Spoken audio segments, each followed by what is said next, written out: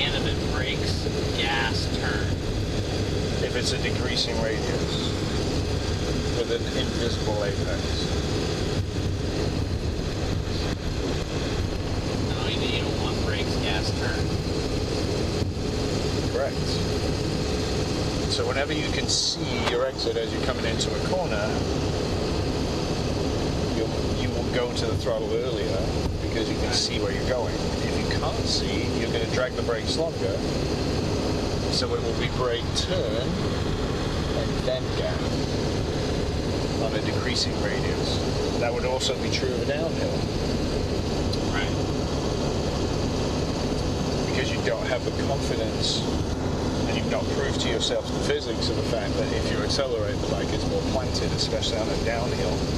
That's a much more fearful thing to overcome. Same with off-camber. But the bike's going to push wide, it's going to run off the track if I accelerate. And it will, in fact, hold a tighter line. How are you doing? Now that we've settled down, have full control of the vehicle again. When you're taught to ride a motorcycle, one of the very first things you learn is to brake and set your entry speed, turn the bike, and then go. Get on the gas and have fun. That will always make sure that when you get to the corner, your heart rate is normal, your eye size is standard, and that you are breathing. And the other part is that instead of being locked up and rigid, you are capable of using the controls smoothly. Commonly known as threshold braking. So, if you've always used that technique, it gets you completely calm and ready for the next stage of the corner, which is getting around it and getting your way to the next corner.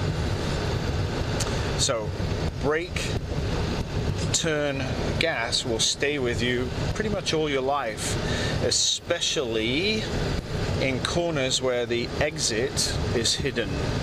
But we'll talk about decreasing radius corners and braking in another snippet or nugget in a bit. If you can see the exit of the corner, one of the most important things that changes there is you brake and then you get on the gas as you turn in because you can see the exit. So you're going to accelerate throughout the corner. Why would you do that, and what does it offer to you? Well, if you let go of the brakes and you're waiting to get on the gas, the bike chassis is unloaded. There's no force on it. As you slow down, centrifugal force is relieved from the chassis, so the bike sits higher in its stroke.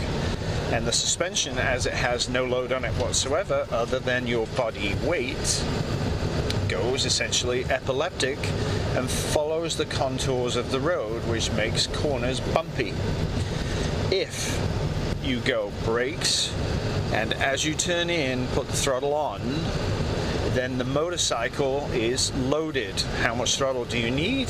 A minimum of 30%, because you have to be driving the bike forward, not maintaining its momentum. If you're driving it forward, the suspension gets loaded. The chassis compresses with the suspension, your tire contact patch increases, which gives you more grip, and when you have more grip, the bike turns a tighter radius and has a much more accurate line through the corner. So once you start getting to the track on a regular basis, because pretty much everything is visible, your riding mantra will shift paradigm to brake, gas, and turn simultaneously, increasing your control throughout the entire corner.